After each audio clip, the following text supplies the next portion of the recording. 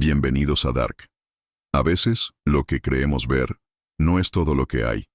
Detrás de cada sombra, hay un relato esperando ser contado.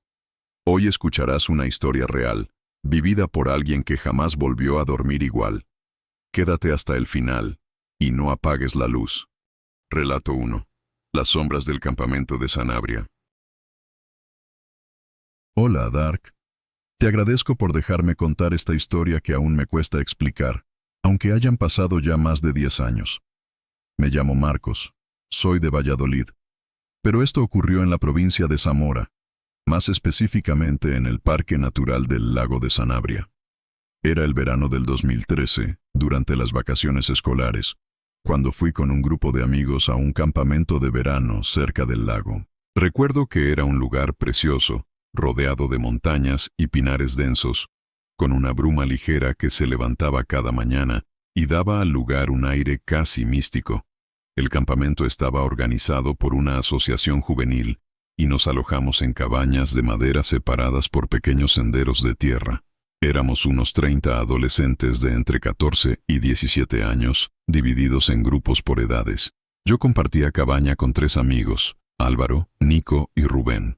La primera noche fue normal. Contamos historias de miedo, hicimos juegos en círculo y bromeamos sobre leyendas del bosque. Uno de los monitores, un tipo llamado Sergio, nos habló de una vieja historia que circulaba entre los habitantes del pueblo cercano, Riva del Lago. Una leyenda sobre las sombras de Sanabria. Decía que durante las noches más largas del solsticio de verano, unas figuras oscuras vagaban entre los árboles, apareciendo cerca de las hogueras encendidas por los humanos, atraídas por la luz y el calor. Todos lo tomamos como una historia para asustar niños, pero luego las cosas comenzaron a cambiar. La segunda noche, mientras intentábamos dormir, escuchamos pasos afuera. No era raro oír a otros chicos caminando hasta el baño, pero esos pasos eran lentos, arrastrados, casi como si alguien descalzo caminara sobre la gravilla. Álvaro se asomó por la ventana, pero no vio nada. Solo dijo que le pareció ver algo moverse entre los árboles. Pensamos que eran bromas, que alguien quería asustarnos después de la historia de Sergio. A la mañana siguiente, uno de los chicos del grupo de 15 años, Hugo, nos contó que había encontrado marcas raras en la tierra cerca de su cabaña. Como huellas, pero muy alargadas, como si algo se hubiera arrastrado. Algunos se rieron, otros se pusieron nerviosos. Pero la dirección del campamento lo tomó como una simple broma adolescente. Esa tarde fuimos a bañarnos al lago. El agua estaba helada, pero no nos importó. Era cristalina y reflejaba las montañas como un espejo. Fue al atardecer cuando Álvaro me llamó aparte. Estaba pálido y me mostró algo que había encontrado en la orilla. Un trozo de tela negra, como quemada por un lado, que no parecía pertenecer a ninguna prenda moderna. Estaba húmeda y olía raro, como a tierra podrida. Se la enseñamos a Sergio, quien la examinó un segundo, y luego la tiró al fuego de la hoguera del campamento sin decir palabra. Ese gesto me dejó incómodo. Parecía tener miedo. Esa noche, la hoguera brillaba fuerte en el centro del campamento, rodeada por todos nosotros. Cantábamos canciones típicas, hacíamos juegos, y todo parecía volver a la normalidad. Hasta que se fue la luz del generador. En medio del apagón, el fuego de la hoguera se apagó también, como si alguien lo hubiera cubierto con una manta. Nos quedamos a oscuras, en silencio, y fue entonces cuando lo oímos. Un murmullo bajo, como si varias personas estuvieran hablando al mismo tiempo, justo al borde del bosque. No era español, no era portugués, no era ningún idioma que reconociera, y no provenía de una sola dirección. Venía de todas partes, como si el bosque entero hablara. Una de las chicas, Irene, empezó a gritar diciendo que veía algo moverse entre los árboles. Los monitores intentaron calmar a todos, y el generador volvió a funcionar después de unos minutos, devolviéndonos la luz artificial de las farolas. Pero ya nadie se sentía seguro. Esa noche nadie durmió bien. Desde mi litera vi claramente una sombra detenerse frente a nuestra ventana. No tenía forma humana. Era alta, desproporcionada, y no se movía. Solo estaba ahí, como si nos mirara. Cerré los ojos con fuerza, deseando que desapareciera. Cuando los abrí, Ya no estaba. Pensé que estaba alucinando. Pero al amanecer, Rubén me dijo en voz baja, yo también la vi. A la mañana siguiente, mientras desayunábamos pan con mermelada y café con leche en el comedor común, Rubén y yo apenas hablamos. Estábamos pálidos. Observábamos a los demás chicos como si esperáramos que alguno también hubiese visto aquella figura. Fue Nico quien rompió el silencio. Dijo que había tenido pesadillas con un rostro sin ojos mirándolo desde la ventana. Lo dijo medio en broma, con una sonrisa nerviosa. Pero noté cómo su mano temblaba al sujetar la taza. Sergio, el monitor, parecía más serio que nunca. No se sentó con nosotros como solía hacer. Caminaba de un lado a otro hablando con una de las coordinadoras del campamento. Parecían preocupados, pero intentaban disimular. Más tarde, mientras preparábamos una actividad de orientación en el bosque, uno de los monitores mayores, Rafa, se acercó a mí. Me preguntó en voz baja si había visto algo raro la noche anterior. Me congelé. Dudé en responder, pero al final asentí. Él solo murmuró: no te alejes del grupo hoy. Si ves algo, no lo mires directamente. Aquellas palabras me siguieron como una sombra durante toda la caminata. Nos dividieron en grupos pequeños para una búsqueda de pistas en el bosque. A mí me tocó con Rubén, Irene y 2 chicas más, Lucía y Paula. Nos internamos en una parte del bosque más densa, siguiendo un mapa dibujado a mano que indicaba ciertos puntos marcados con cintas naranjas. A unos 30 minutos del campamento, encontramos un claro con piedras dispuestas en forma circular, como una especie de altar rústico. En el centro, había un montón de cenizas apagadas y huesos pequeños, quizás de animal. Paula quiso irse de inmediato. Lucía, sin embargo, se agachó para examinar las piedras y notó que algunas tenían símbolos grabados. Eran marcas torcidas, como talladas con desesperación. Rubén susurró que no deberíamos estar allí. Y tenía razón. Fue en ese momento que escuchamos un silbido largo, agudo, que venía de entre los árboles. Miramos alrededor, pero no vimos a nadie. Pensamos que era otro grupo, tal vez haciendo alguna broma. Pero el silbido se repitió. Y luego otro más, desde el lado opuesto. Y luego un tercero. Todos distintos, como si nos rodearan. Decidimos volver. Nadie dijo una palabra mientras regresábamos por el sendero. Pero el bosque ya no parecía el mismo. El sol apenas lograba colarse entre las copas de los árboles. El aire era más frío, más denso. Sentíamos que algo nos observaba. Paula iba llorando en silencio, mientras Irene la abrazaba. Al llegar al campamento, nos dimos cuenta de que algo había pasado. Varios monitores estaban reunidos alrededor de un chico. Hugo. Estaba sentado en el suelo, temblando, con la mirada perdida. Sergio trataba de calmarlo. Más tarde supimos que lo encontraron solo, gritando, diciendo que se lo querían llevar, que salieron de los árboles y no lo dejaron correr. Aquella noche se cancelaron todas las actividades. No hubo hoguera, no hubo juegos. Solo nos dijeron que permaneceríamos en nuestras cabañas, en silencio. Las puertas debían mantenerse cerradas. La luz del generador se dejó encendida toda la noche, algo que no era habitual, pero aún así, el ambiente se sentía helado. Rubén no podía dormir. Yo tampoco. Escuchábamos crujidos en el techo, como si alguien caminara sobre las cabañas. Nico murmuraba dormido. Parecía tener pesadillas. A eso de las 2 de la madrugada, los 4 nos sobresaltamos por un golpe seco en la ventana. Nadie se atrevió a mirar. La ventana tenía una cortina gruesa, y por debajo de ella pudimos ver una sombra. No se movía, no hacía ruido. Solo estaba ahí. Pasaron al menos 5 minutos eternos antes de que se desvaneciera. A la mañana siguiente, salimos al exterior cuando nos avisaron que el desayuno estaba servido. Lo primero que vimos fue una de las cabañas completamente abierta. Era la cabaña donde dormía el grupo de Irene. La puerta estaba rota, la ventana hecha añicos, y las camas revueltas. Irene no estaba, tampoco Lucía. Los monitores las buscaron por todo el campamento, incluso en el bosque cercano, pero no había rastro. La Guardia Civil fue llamada. Llegaron más tarde esa misma mañana. Interrogaron a todos, revisaron el terreno y hablaron con los monitores. Se nos prohibió decir cualquier cosa fuera del campamento.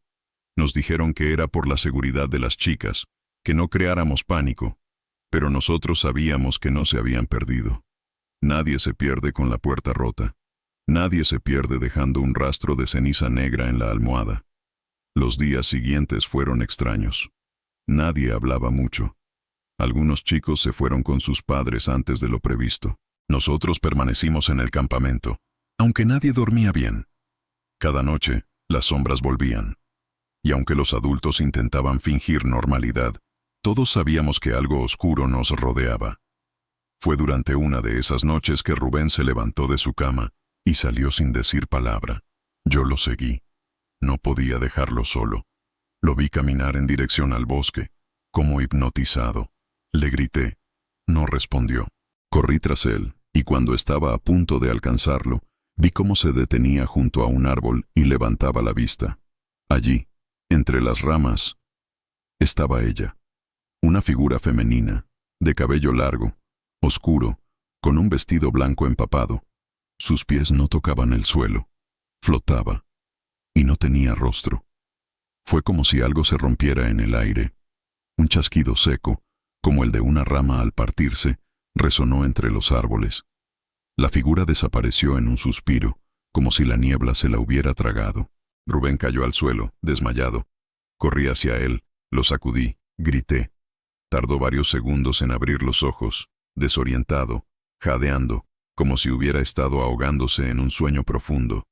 Me abrazó con fuerza, temblando, sin decir una sola palabra.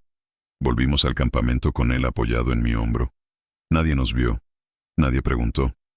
Esa noche, dormimos los dos en el suelo, sin atrevernos a separarnos.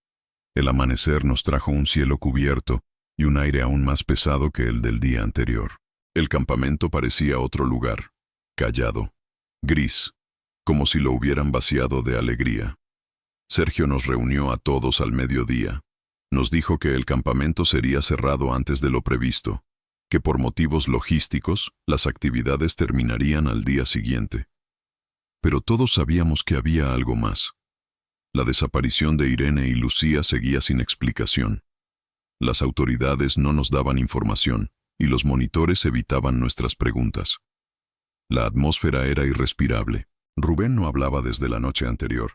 Solo escribía en una libreta, dibujos, símbolos, palabras sueltas que no tenían sentido para nadie más. Yo intenté consolarlo, pero era como si parte de él se hubiera quedado allí, frente a esa aparición. Cada noche lo veía sentarse en su cama, mirando fijamente hacia la ventana, como esperando verla de nuevo. Esa última noche en Sanabria, mientras recogíamos nuestras cosas para partir al día siguiente, nos dijeron que no nos alejáramos del comedor ni de nuestras cabañas. Pero Álvaro, testarudo como siempre, quiso ir al claro del bosque una última vez. Decía que necesitaba probar que todo lo que habíamos vivido no era real, que necesitaba cerrar el ciclo. Rubén y yo intentamos convencerlo de no ir. Nico también, pero lo hizo igual. Se escabulló justo después de cenar, y como no podíamos dejarlo solo, lo seguimos. El bosque esa noche parecía más vivo que nunca. Las hojas se movían aunque no había viento. El suelo crujía con cada paso, como si respirara. El cielo estaba completamente cubierto. No se veía ni una estrella. Caminamos en silencio, con linternas en mano, hasta llegar al mismo claro, donde días antes habíamos visto las piedras marcadas. Pero ya no estaban. El claro seguía allí, sí, pero el círculo había desaparecido. En su lugar había tierra removida, como si alguien o algo lo hubiera enterrado todo. Álvaro se acercó al centro, confundido, y fue entonces que oímos el murmullo de nuevo, como voces a lo lejos, como un eco que viene del fondo de la tierra. Esta vez no eran susurros, eran cantos, un cántico lento, gutural, que parecía envolvernos. Rubén empezó a llorar. Cayó de rodillas, tapándose los oídos. Álvaro retrocedió con pasos torpes, y yo no podía moverme. Una figura emergía del borde del claro. Alta, más alta que cualquier humano, con brazos demasiado largos, sin rostro. Avanzaba sin tocar el suelo, y cada paso suyo hacía vibrar el aire. Nos quedamos paralizados. Fue Nico quien nos salvó. No sé cómo, pero reunió fuerzas para encender su linterna y apuntarla directamente al rostro de aquella cosa. El haz de luz pareció atravesarla, haciendo que se detuviera un segundo. Aprovechamos para correr. Cargamos a Rubén entre Álvaro y yo, y corrimos como si nuestras vidas dependieran de ello. ¿Por qué lo hacían? Detrás de nosotros, los cantos continuaban, más fuertes, más rápidos, como una llamada a algo más profundo. Cuando llegamos al campamento, no dijimos nada. Nos metimos en la cabaña, trancamos la puerta y nos abrazamos los cuatro, sin soltarnos hasta que amaneció. A la mañana siguiente, una densa neblina cubría el lugar. Los autobuses estaban listos. Todos partimos en silencio. Nadie hablaba. Nadie reía. Incluso los monitores parecían más pálidos que antes. Sergio evitaba nuestra mirada. Pero al subir al autobús, nos entregó a cada uno un sobre cerrado. Dentro había solo una hoja con una frase escrita a mano. Lo que habéis visto nunca os dejará del todo. Los días posteriores al regreso fueron extraños. Rubén dejó de ir al instituto por varias semanas. Su madre le dijo a la mía que no dormía, que hablaba en sueños en un idioma que no reconocían. Yo intenté visitarlo, pero siempre estaba descansando, encerrado en su cuarto. Álvaro y Nico intentaron seguir con sus vidas, pero notabas algo roto en sus miradas, algo que no se cura con el tiempo ni con explicaciones. Una semana después de volver, recibí una carta sin remitente. El sobre era idéntico al que Sergio nos había entregado al salir del campamento. Dentro había una fotografía borrosa en blanco y negro. Parecía una toma antigua del claro del bosque, pero algo destacaba en el fondo. Una figura, alta, oscura, mirando directo a la cámara. Esa noche, quemé la foto. Lo que ocurrió ese verano marcó mi vida de una manera que nadie entiende. Intenté hablarlo con mi padre, con un profesor de ciencias, incluso con un sacerdote. Todos pensaban que era un trauma mal procesado, una broma pesada o una alucinación colectiva. Pero cada vez que cierro los ojos, vuelvo a oír los cantos, a sentir esa presión en el pecho, a ver la silueta sin rostro flotando entre las ramas. Años después, ya en la universidad, busqué más sobre la zona del lago de Sanabria. Encontré foros y blogs ocultos, páginas que hablaban de desapariciones no oficiales, de rituales antiguos previos al cristianismo, de seres oscuros que los celtas evitaban nombrar. Uno de los textos hablaba de los testigos de la luz negra, una secta que creía que el bosque era un umbral hacia otro plano, y que durante el solsticio de verano, ese velo se hacía más fino.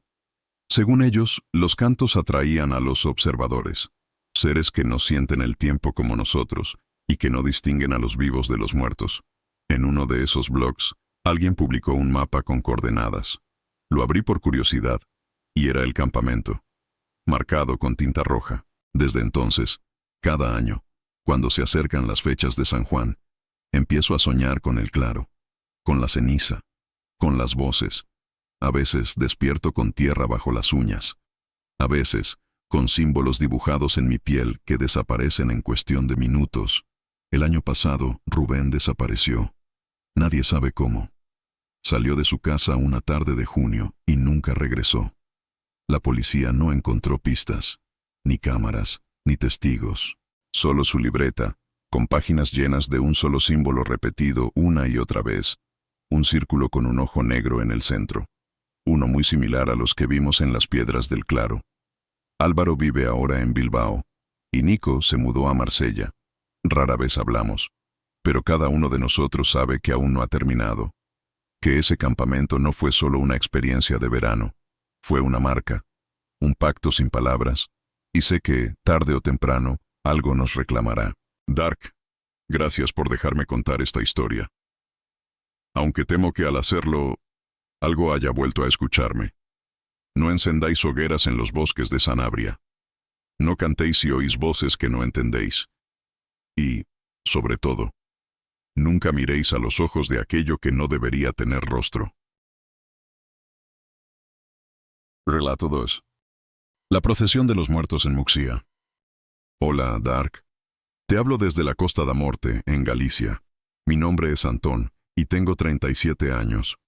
Nací y crecí en un pequeño pueblo cerca de Muxía, un lugar envuelto en brumas, tradiciones ancestrales y leyendas que la mayoría prefiere no tomar en serio, hasta que es demasiado tarde. Quiero agradecerte por darme este espacio. Contarte esto me resulta difícil, pero quizás tú y quienes siguen tu canal sabrán valorar lo que viví, porque no fue un sueño, ni una alucinación, ni un simple mal recuerdo. Lo que vi en el verano del 2009 todavía me persigue, y no me deja dormir en paz cuando se acercan las fechas de San Xoán. Yo tenía 21 años por aquel entonces. Era verano, época de regreso al pueblo, de reencuentros, fiestas patronales, sardiñadas al aire libre y caminatas por la costa. Como muchos jóvenes de aquí, me había ido a estudiar a Santiago, pero siempre volvía en junio para las fiestas de San Juan. El 23 por la noche se preparaban hogueras en cada rincón, se saltaban las llamas para espantar lo malo y se recogían las hierbas de San Juan para colgar en las puertas. Aquel año fue distinto, algo en el aire era más denso, más pesado. Recuerdo que mi abuela, Herminia, se negó a salir de casa ese día. Dijo que la noche vendría negra y con carga de almas. Pensé que eran cosas de vieja supersticiosa, como cuando hablaba de la Santa Compaña, la procesión de los muertos que vaga por los caminos. Aquí todos han oído hablar de ella, pero nadie cree haberla visto. Nos reunimos con mis amigos en la plaza del pueblo al caer la noche. Habíamos armado una fogata en el campo que está justo detrás de la iglesia de San Xián. Éramos unos 10, con cerveza, música y el típico ambiente festivo. La luna estaba oculta tras una bruma espesa, y aunque era verano, el viento soplaba con un frío húmedo que calaba los huesos. A eso de las 11, uno de los chicos, Jacobe, el más bromista del grupo, propuso ir a caminar hasta el Cruzeiro antiguo, donde solíamos hacer desafíos cuando éramos niños. El Cruzeiro está a unos 500 metros del pueblo, rodeado de robles y eucaliptos, al lado de un camino viejo que ya nadie usa. Se decía que era por ahí que pasaba la compañía. No me apetecía ir, pero al final todos fuimos, riendo, empujándonos, alumbrándonos con linternas y los móviles. Llegamos al Cruzeiro entre bromas, y fue Jacobe quien propuso esperar a la compañía. Nos sentamos en silencio unos minutos, como un juego, hasta que escuchamos el primer sonido. Era una campanilla, suave, metálica, como si alguien la agitara a lo lejos. Todos pensaron que era una broma más de Jacobe, pero él negó con la cabeza. Nadie había traído campanas, y el sonido se acercaba. Entonces uno de los chicos, Iago, encendió su linterna y la apuntó hacia el camino. Y lo vimos. Una figura, encapuchada, caminando lentamente. Portaba un candil que apenas iluminaba su túnica negra. Detrás de ella, otras figuras aparecieron, una a una, saliendo de la niebla. Algunas iban descalzas. Otras llevaban velas. Ninguna hablaba. Solo se oía el sonido seco de los pies arrastrándose por la tierra y la campanilla que sonaba con cada paso. Nos quedamos congelados. Era la compañía. No había otra explicación. La misma que mi abuela había descrito tantas veces. Aquella procesión de almas que, según dicen, presagia muerte o se lleva a los que han sido llamados. Y entonces pasó algo que nos heló la sangre. Una de las figuras, al llegar al Cruzeiro, levantó la cabeza. No tenía rostro, solo un hueco oscuro bajo la capucha. Señaló hacia nosotros, y sin hablar, los demás también lo hicieron, uno por uno, hasta que las 10 figuras nos apuntaban con sus dedos huesudos. Iago cayó de rodillas. Alba empezó a llorar. Yo no podía moverme, y fue entonces que uno de ellos me llamó por mi nombre. Antón. No era un grito, no era una voz humana, era un susurro hueco, arrastrado, como si viniera de dentro de una cripta, como si quien me llamara ya no tuviera garganta ni aliento, pero aún así supiera mi nombre. Fue esa palabra la que rompió el hechizo. Me levanté de golpe, tropezando hacia atrás, casi cayendo sobre Jacobe. Los demás también reaccionaron. Iago seguía paralizado, con la mirada perdida. Alba apenas podía respirar. Miriam intentaba arrastrarla del brazo para huir, pero sus piernas no respondían. Yo tomé a Iago por los hombros y lo sacudí. Nada. Le di una bofetada. Entonces parpadeó. y rompió en llanto. Nos pusimos todos de pie, intentando alejarnos del cruceiro, pero el camino de regreso parecía más largo, como si los árboles se hubieran cerrado sobre nosotros. Mientras nos alejábamos, aún podíamos oír el tintineo de la campanilla, lento, constante, como si nos siguieran desde la niebla. Cuando por fin llegamos de vuelta al pueblo, la fogata se había apagado. Era extraño. La leña era gruesa, y no debería haberse consumido tan rápido. Todo estaba en silencio. Ni siquiera se oía el mar, solo viento, y nuestras respiraciones agitadas. Corrí a casa de mi abuela. Eran más de la 1 de la madrugada, pero aún tenía la luz encendida. Cuando abrí la puerta, me miró desde su silla como si supiera exactamente de dónde venía. «¿Los viste?», dijo. Asentí, temblando. Ella me hizo sentar, me dio un té caliente y empezó a murmurar oraciones en gallego antiguo, en una lengua que apenas comprendía. Dijo que la compañía se había manifestado porque alguien entre nosotros había sido marcado, que cuando ellos te llaman por tu nombre es porque quieren llevarte, que si no haces algo para romper el vínculo, pronto vendrán por ti. Pasé la noche en su casa, no dormí. Me senté en la misma silla, mirando la puerta cerrada, esperando que la campanilla sonara del otro lado. Al día siguiente, los rumores ya corrían por todo Muxía, que un grupo de jóvenes había provocado a los muertos, que la Santa Compañía había salido a caminar en San Xoán. Algunos se reían, otros cruzaban los dedos al oírlo. Aquí la gente finge no creer, pero no se atreve a negar. Lo peor fue que Iago no volvió a hablar. Desde aquella noche, su mente parecía ausente. Se quedó en casa de sus padres, mirando el techo, murmurando cosas sin sentido. Los médicos dijeron que era un episodio psicótico, pero yo sé que fue otra cosa. Vi cómo su alma se apagaba poco a poco. Una semana después, Jacobe desapareció. Salió a pescar de madrugada, como hacía a veces, y su bote fue encontrado vacío a la deriva, cerca de la playa de Lourido. No había viento fuerte ni corrientes. No hubo accidente. Sencillamente, se fue. Mi abuela me llamó esa misma noche y me dijo, «Ya empezaron». Corrí a su casa desesperado. Le rogué que hiciera algo. Me dijo que había un antiguo ritual para romper el vínculo, pero que debía hacerse al anochecer en el mismo lugar donde había sido nombrado, y que no podía hacerlo solo. Convencí a Miriam y Alba de venir conmigo. Ninguna quería volver allí, pero entendían que algo nos unía a todos desde esa noche. Volvimos al cruceiro el 30 de junio, justo antes de que se pusiera el sol. La abuela llevó una cesta con velas negras, sal gruesa, agua bendita y un pequeño espejo antiguo que, según ella, debía colocarse apuntando al camino por donde vinieron. Formamos un círculo con la sal, encendimos las velas y recitamos las oraciones que ella nos dio. Debíamos decir nuestros nombres completos al viento, declarar que no pertenecíamos a los muertos, y romper un hilo de lino entre los dedos al final del conjuro. Lo hicimos todo.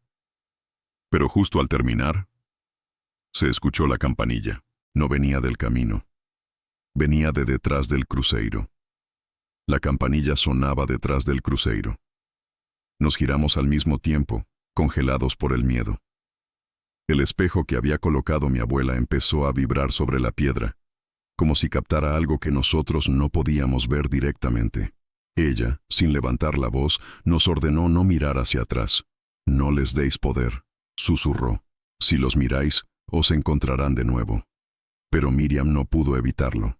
Giró la cabeza lentamente, con los ojos llenos de lágrimas. Lo que vio, nunca lo dijo. Solo sé que soltó un grito desgarrador, se cubrió la cara con las manos y cayó de rodillas. Alba la sujetó, temblando, y yo trataba de mantener el círculo de sal intacto, mientras la campanilla sonaba cada vez más fuerte, como si aquello que se acercaba ya no se escondiera. Mi abuela sacó un pequeño saquito de su bolso, lo arrojó fuera del círculo y murmuró unas palabras que no entendí. Una ráfaga de viento atravesó el claro, apagando las velas negras, pero el espejo estalló en 1000 pedazos. Todo se detuvo, el sonido, el viento. Incluso el miedo pareció suspendido en el aire. Después, un silencio espeso cayó sobre nosotros. Miriam seguía llorando, pero ya no gritaba. Mi abuela, con la voz ronca, dijo que habíamos roto la llamada, que ahora ellos sabían que no podían llevarnos fácilmente, pero que no debíamos volver jamás a ese lugar de noche. Al volver al pueblo, Alba no dejó de mirar hacia atrás en todo el camino. Yo sentía algo clavado en la nuca, como si una mirada invisible me acompañara, y, aunque ya no oíamos la campanilla, el sonido quedó impregnado en nuestra memoria. Durante los días siguientes, las cosas mejoraron levemente. Iago fue trasladado a un hospital en Santiago. Seguía sin hablar, pero ya no murmuraba cosas extrañas. Miriam volvió a casa, pero no quiso salir por semanas. Yo me refugié en casa de la abuela. Ella preparaba infusiones, encendía velas y dejaba hojas de laurel seco en las ventanas. Decía que aún no estábamos del todo a salvo. Y entonces, sucedió algo que nadie esperaba. Alba fue encontrada sin vida en su habitación el 7 de julio. No hubo signos de violencia. No estaba enferma. Simplemente dejó de respirar. Su madre dijo que la había escuchado hablar sola la noche anterior. Repetía su nombre en voz baja, como si alguien la llamara desde lejos. Nadie habló de la compañía. Nadie mencionó lo que habíamos visto. Pero todos los que estuvimos en ese cruceiro sabíamos la verdad. Después de su entierro, mi abuela me llevó a un rincón del cementerio viejo. Allí, entre las lápidas cubiertas de musgo, me mostró una tumba antigua. La piedra estaba tan desgastada que apenas se leía el nombre.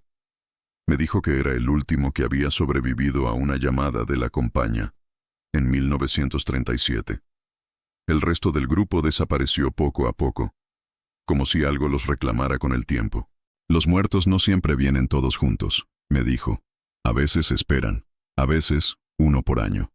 Desde entonces, cada verano, siento como algo se acerca. El 23 de junio me encierro. No salgo, no hablo con nadie, no enciendo luces y, sobre todo, no me acerco al bosque. Pasaron los años, pero la sensación de estar observado nunca me ha dejado. He intentado llevar una vida normal, mudarme, estudiar, conocer otras ciudades, pero cada vez que llega junio, algo dentro de mí se despierta. Un zumbido en los oídos, un temblor en las manos, un presentimiento que no sé explicar. Mi abuela falleció en 2016. Fue en silencio, una madrugada de julio, sin previo aviso. Tenía una expresión serena, como quien sabía que su tiempo había terminado. Entre sus cosas, encontré una pequeña caja de madera con mi nombre grabado a mano. Dentro había una carta. Antón, comenzaba, si estás leyendo esto, ya sabes que no pude protegerte para siempre. Has vivido con la sombra, pero no eres de ella. No permitas que el miedo te consuma, pero tampoco lo olvides. Quien ha sido visto por la compañía no vive igual que los demás. Pero mientras recuerdes lo sagrado, mientras mantengas el fuego vivo y no nombres a los muertos en vano, seguirás entre los vivos. Guardé esa carta como un talismán. A veces la leo en voz alta cuando la campanilla suena en mis sueños, porque sí, todavía la oigo. A veces cuando camino solo al anochecer, creo ver luces en la lejanía, sombras encapuchadas moviéndose entre los árboles. Nunca más volví al cruceiro, pero otras personas han dicho que han oído cosas extrañas cerca de allí. Voces, susurros, pasos que no dejan huellas. Miriam nunca volvió a ser la misma. Se mudó a Vigo, se casó, pero en cada San Xoán me escribe un mensaje corto. ¿Los has oído este año? Yo respondo igual, aún no. Es nuestra forma de saber que seguimos vivos. Jacobe nunca apareció. Iago murió en 2021. Nunca recuperó la cordura. Fue hallado una mañana de verano en el centro psiquiátrico, con los ojos abiertos, mirando hacia el techo, y una expresión de paz, como si finalmente lo hubieran llamado de nuevo. Yo sigo aquí, en Muxía, en la misma casa que fue de mi abuela. La gente del pueblo me mira con respeto, con algo de temor. Dicen que hablo poco, que camino como si esperara algo, y quizás tengan razón, porque sigo esperando, no por miedo, sino por certeza. Sé que vendrán otra vez, que los pasos sobre la tierra húmeda volverán a sonar, que el viento traerá los nombres antiguos, y que la campanilla anunciará su llegada. Y cuando lo hagan, no correré. Me sentaré en el cruceiro, encenderé una vela, y escucharé el canto de los que caminan sin cuerpo, sin tiempo, sin descanso. Porque no todos los muertos descansan en paz. Algunos caminan cada año, en las noches de San Joan, buscando lo que les fue arrebatado. Gracias por dejarme contar esta historia, Dark. A veces, hablar con quienes escuchan con respeto es la única forma de sobrevivir. Que nadie camine solo por los caminos viejos en la noche del 23. Y si escuchas la campanilla, cierra los ojos. Y no respondas si te llaman por tu nombre.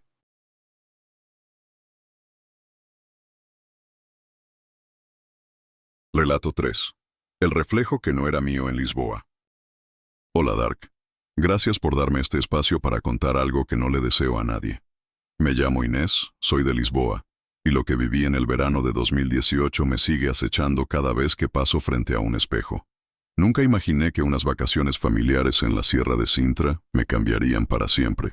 Nunca imaginé que pudiera perderme dentro de mí misma. Tenía 19 años cuando mis padres alquilaron una antigua casa de campo en los alrededores de Colares, una freguesia conocida por sus montes cubiertos de niebla, fuentes ocultas y palacetes olvidados entre los árboles. Íbamos a pasar allí la semana de San Juan. Querían desconectar del ruido de la ciudad, respirar aire puro y disfrutar de una celebración más íntima, con sardiñas asadas y viño verde bajo las estrellas. La casa, de piedra gris y tejado inclinado, estaba bastante apartada del pueblo, rodeada de árboles altísimos y cubiertos de musgo. Había sido restaurada hacía poco, según nos contó el dueño, un señor de acento antiguo llamado Afonso. Era amable, pero había algo en su mirada que no me gustaba. Parecía triste, o tal vez cansado. El interior de la casa era frío, a pesar del calor exterior. Las paredes eran gruesas, los muebles viejos pero bien conservados. Lo que más llamaba la atención era el espejo del vestíbulo. Un marco de madera tallada con símbolos extraños, ramas, ojos, espirales, que no reconocí. El cristal no estaba sucio, pero reflejaba con un leve tono verdoso, como si siempre fuera atardecer allí dentro. Me acuerdo que la primera vez que pasé frente a él, sentí un escalofrío. Y no fue porque me viera mal, sino porque la Inés del reflejo parecía ligeramente distinta. No sabría explicarlo.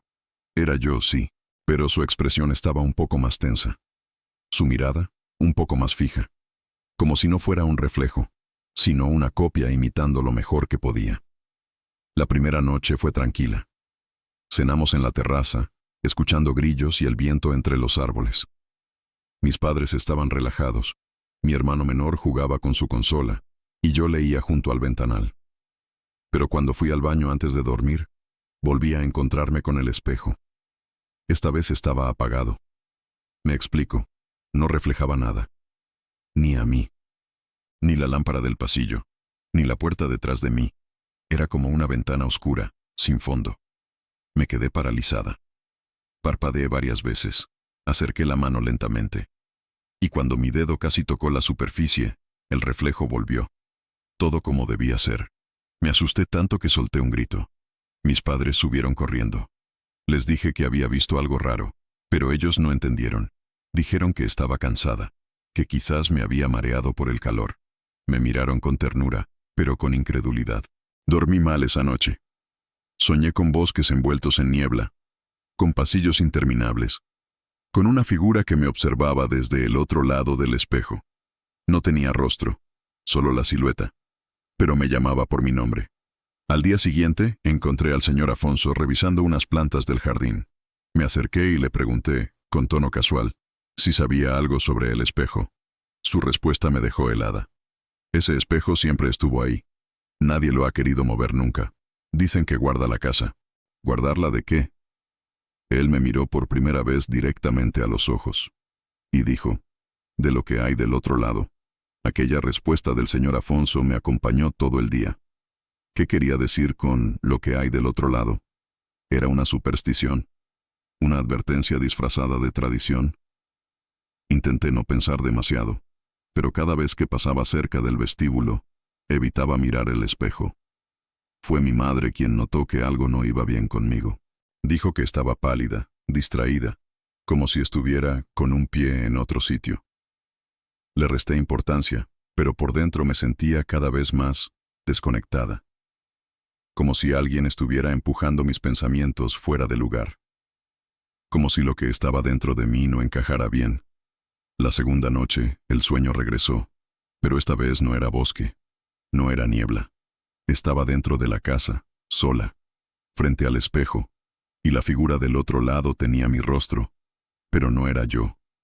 Sonreía, me miraba con una calma aterradora, y me dijo algo sin mover los labios. Pronto será tu turno. Desperté gritando. Mis padres vinieron corriendo. Dije que había tenido una pesadilla, que todo estaba bien. No quería preocuparlos. No quería parecer loca. Pero algo en mi interior empezaba a romperse. El reflejo no me dejaba en paz. A la mañana siguiente, decidí enfrentarlo. Esperé a estar sola en casa. Mi madre y mi padre habían ido al mercado, y mi hermano seguía durmiendo. Me paré frente al espejo, mirándolo con decisión. Era yo.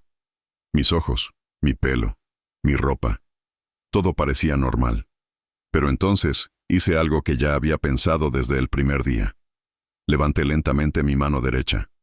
El reflejo levantó la izquierda, no al mismo tiempo, con un leve retraso, como si no supiera que debía imitarme.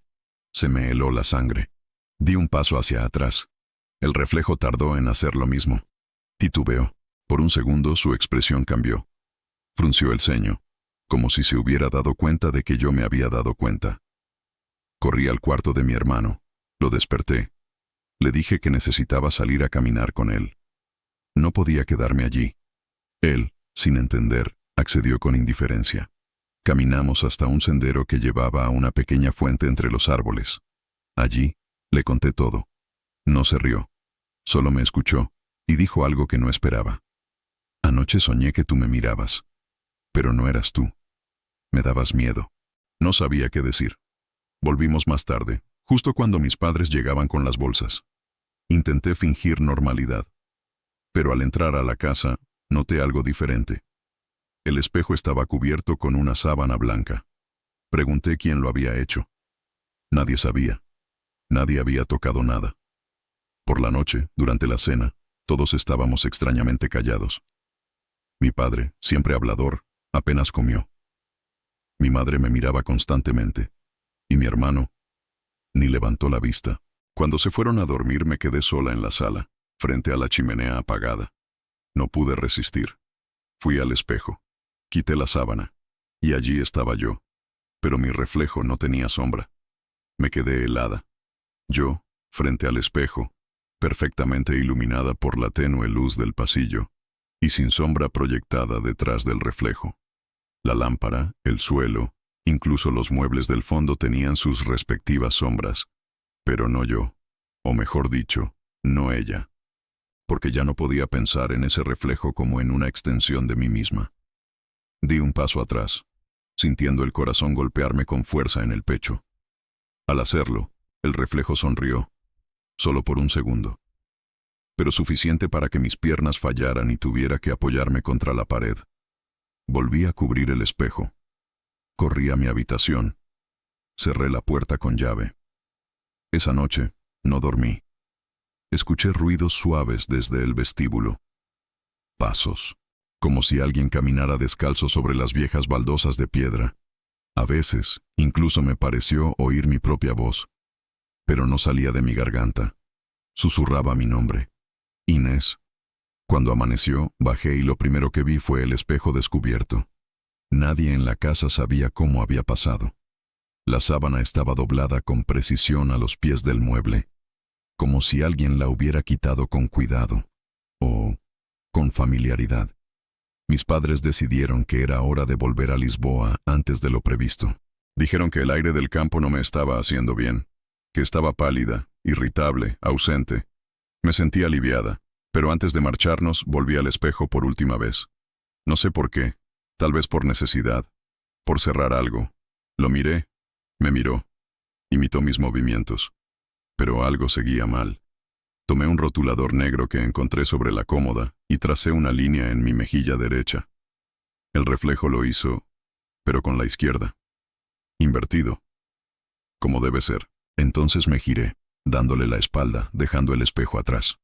Y vi, desde la esquina de mi ojo, que ella no se movía. Mi reflejo se había quedado quieto. No giró conmigo, no me imitó. Y su expresión ya no era neutra. Era una sonrisa, fría, amplia, casi victoriosa. Salimos de allí sin mirar atrás. El señor Afonso no estaba para despedirse. Solo nos dejó una nota bajo la puerta. No se mira a los ojos de lo que habita en el reflejo, porque si lo haces, te reconoce. Regresamos a Lisboa. Intenté seguir mi vida, pero cada espejo, cada superficie reflectante, era una amenaza. Por semanas, cubrí todos los espejos de mi casa, en el baño, en el pasillo, incluso la pantalla apagada del televisor, y cuando alguien me preguntaba por qué, solo podía decir, no confío en mi reflejo. Y entonces, un día, pasó lo peor. Estaba sola en casa. Caminé frente al espejo del armario del pasillo, uno que había olvidado cubrir. Me vi a mí misma, normal, cansada, sí, pero sin gestos extraños. Suspiré y me alejé. Pero mientras caminaba, la vi de nuevo, a través del reflejo. Yo seguía ahí, parada, mirándome, desde dentro del espejo. Aquello no era un error visual. Yo había dado la espalda, pero mi reflejo seguía allí, de pie, mirándome, desde dentro. Sentí un frío recorrerme la espalda, como si un vaso de agua helada se hubiera volcado dentro de mí. No me giré. No podía. Solo caminé lentamente hacia la cocina, sin dejar de mirar el espejo de reojo. Cuando llegué al final del pasillo, cerré la puerta con llave y me derrumbé al suelo, sin aire, con el corazón golpeándome en las costillas como si quisiera huir de mi cuerpo. Pasaron horas, no sé cuántas. Cuando por fin abrí la puerta y volví al pasillo, el espejo estaba vacío. Mi reflejo se había ido. Esa noche dormí con las luces encendidas. No me atreví a moverme. No comí. No respondí mensajes. Solo me aferré a la carta de mi abuela que aún guardaba en una caja de recuerdos. En ella hablaba de cosas que ahora entendía mejor. A veces, el alma se fragmenta cuando se enfrenta a sí misma. Hay puertas que no deben abrirse. Y hay reflejos que no devuelven lo que somos, sino lo que hemos temido ser. A la mañana siguiente, decidí romper el espejo del pasillo. Pero no fue tan fácil. Golpeé el cristal con un martillo envuelto en una toalla. No se rompió, ni se rajó. Solo vibró, como si rechazara el impacto.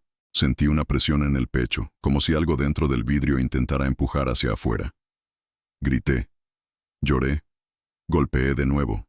Y entonces, escuché mi voz, desde dentro del espejo. ¿Por qué lo haces, si ya soy tú? Solté el martillo. Corrí al cuarto de mis padres. Cerré la puerta. No les conté nada. Solo supliqué que vendiéramos la casa, que nos mudáramos, que me alejaran de allí. Y lo hicieron. Vendimos todo. Nos mudamos a un apartamento moderno, sin espejos antiguos ni habitaciones oscuras. Durante un tiempo, respiré aliviada. Pensé que había escapado. Pero no fue así. Una semana después de la mudanza, mientras me preparaba para una entrevista, pasé frente al espejo del baño del nuevo piso. Me vi. Y por un segundo, uno solo, mi reflejo no pestañeó al mismo tiempo que yo. Desde entonces, vivo con esa certeza. No me libré de ella. Solo la alejé, momentáneamente. Porque no es el espejo lo que está mal. Soy yo. O al menos, una parte de mí. Dark, gracias por permitirme contar esto. No busco comprensión. Solo advertir a quienes juegan con lo que no entienden. No todos los reflejos son inocentes. No todas las copias son fieles. Y si algún día ves algo extraño en el espejo, no mires más de la cuenta. Podrías ver que tú ya no estás ahí. Gracias por escuchar, Dark. Tal vez esta historia no fue contada por quien tú crees. Gracias por escuchar hasta el final. Si viviste algo que no puedes explicar, envía tu relato al correo en la descripción. Puede ser el próximo en estremecer a miles. Suscríbete a Dark, donde los cuentos no son ficción, son advertencias. Y recuerda, si escuchas un susurro en la oscuridad, no respondas. Quizás no seas tú a quien llaman.